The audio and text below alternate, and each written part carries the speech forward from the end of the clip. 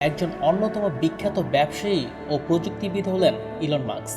বিশ্বে এরকম বহুগুণ সম্পন্ন ও দূরদর্শী মানুষের জুড়ি মেলা ভার।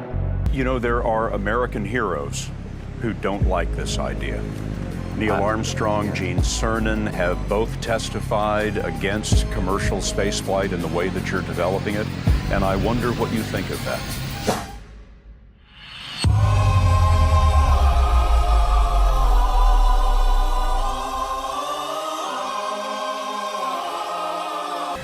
Did you think, I need to pack this in? Never. Why not? I don't ever give up.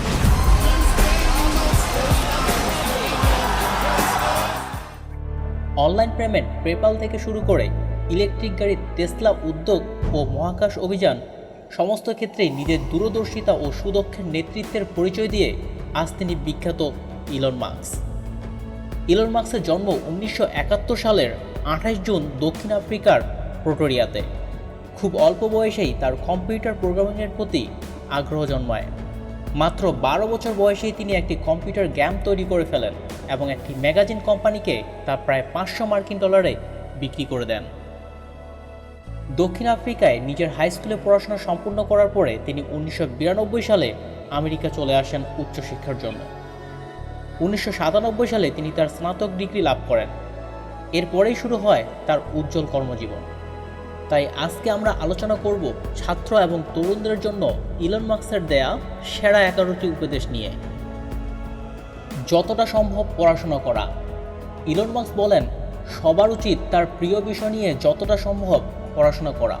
Elon Musk মাত্র 9 বছর বয়সেই ইনসাইক্লোপিডিয়া ব্রিটানিকা নামক বই পড়ে শেষ করে ফেলেছিলেন এবং সেই অত অল্প বয়সেই ইলন মাস্ক দিনে 10 ঘন্টা শুধু বৈজ্ঞানিক কাহিনী পড়ে কাটাতেন, কারণ তার ভালো লাগার জায়গায় ছিল বিজ্ঞান। রিস্ক টেকার হন। ইলন মাস্কের মতে রিস্ক টেকিংয়ের কোনো বিকল্প নেই।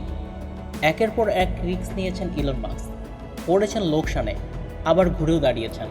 ইলন মাস্ক পেপ্যাল বিক্রি করে দিয়ে যে টাকা পকেটে ভরেছেন তার পুরো টাকাই বিনিয়োগ করেছেন স্পেস এক্সের পেছনে। ইন্টারেস্টিংয়ের বিষয় হচ্ছে, যে মাসে ইলন মাস্ক 120 মিলিয়ন ইনকাম করেছেন পেপ্যাল বিক্রি করে, ঠিক সে মাসেই অ্যাপার্টমেন্ট ভাড়া দেওয়ার মতো টাকা ইলন মাস্কের পকেটে ছিল না। পরে সে ব্যাংক থেকে লোন নিয়ে বাসা ভাড়া দিতে হয়েছিল। তাই এমন মানুষ যখন রিস্ক টেকিংয়ের কথা বলেন, তা তো শুনতেই হবে। বড় স্বপ্ন দেখুন। পেপ্যাল থেকে টেসলা, কোথায় সাফল্য পাননি ইলন মাস্ক? অবশ্যই পেয়েছেন, তবে স্বপ্ন দেখেছেন বড় বড়। আর এই সব সম্ভব হয়েছে বড় স্বপ্ন দেখার কারণেই বলে মনে করেন ইলন মাস্ক। গোল সেট করুন। জীবনে বড় কিছু করতে হলে আগে গোল মানে লক্ষ্য নির্ধারণ করতে হবে।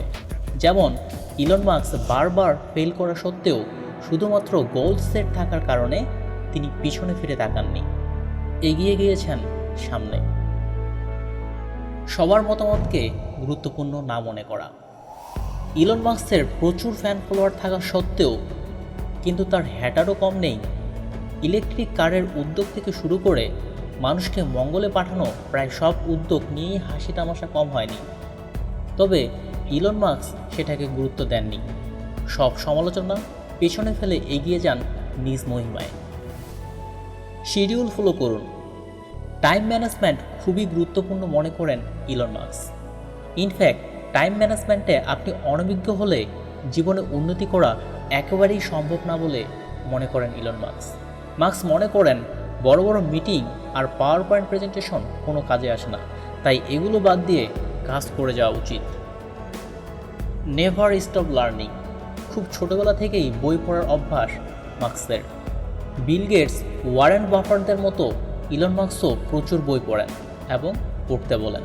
তাই একটা মানুষ যদি কোনোভাবে জীবনে সফল হয়েও যায়, সে যেন বই পড়া বন্ধ না করে সেই উপদেশই দেন ইলন মাস্ক।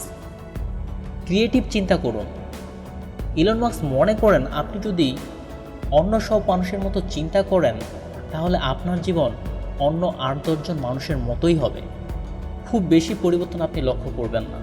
তাই ছাত্র কিংবা তরুণদের জন্য ইলন মাস্ক সবসময় বলে থাকেন যেন তারা ক্রিয়েটিভ এবং ইনোভেটিভ চিন্তা করেন।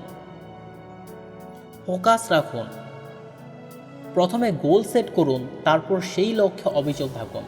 শত বাধা আসলেও যেন লক্ষ্য থেকে বিচ্যুতি না ঘটে, তার জন্য নিজ লক্ষ্যে ফোকাস থাকুন সবসময়। মোবাইল ফোন থেকে দূরে থাকুন। ইলন মাস্কের মতে মোবাইল ফোন থেকে যত দূরে থাকা যায় ততই মঙ্গল, কারণ মোবাইল ফোন অনেক টাইম নষ্ট করে। এই যন্ত্রকে টাইম কিলিং মেশিনও বলে মনে করেন অনেকে। বিশেষ করে কলেজ কিংবা ইউনিভার্সিটি স্টুডেন্টরা মোবাইল ফোনে বেশি আসক্ত এখন। আর মানুষের জীবনে সবথেকে ভ্যালুয়েবল পিরিয়ড বলা হয় এই টাইমকে। তাই কেউ যেন এই টাইম বা মোবাইল ফোনে আসক্ত না হয়, তার জন্য মার্কসের উপদেশ হচ্ছে মোবাইল ফোন থেকে দূরে থাকুন। যে কাজটা ভালো লাগে সেটাই করুন। যে কাজটা আপনি ভালোবাসেন ঠিক সেই কাজটাই করুন। মানে আপনি মিউজিক ভালোবাসেন, আপনার উচিত মিউজিক নিয়ে কেরিয়ার করার চিন্তা করা। আপনার উচিত হবে না রকেট সায়েন্স নিয়ে পড়াশোনা করা। তা না হলে আপনি যে কাজটি করছেন সেটার প্রতি আপনার ভালোবাসা জন্মাবে না। আর নিজের কাজের প্রতি ভালোবাসা না জন্মালে সেই কাজে সফল হওয়া কঠিন হয়ে যায়। ভিডিওটি আপনার কেমন লাগলো কমেন্ট করে জানাবেন, আর ভালো লাগলে অবশ্যই আপনার বন্ধুদের সাথে শেয়ার করুন যেন তারাও উপকৃত হয়।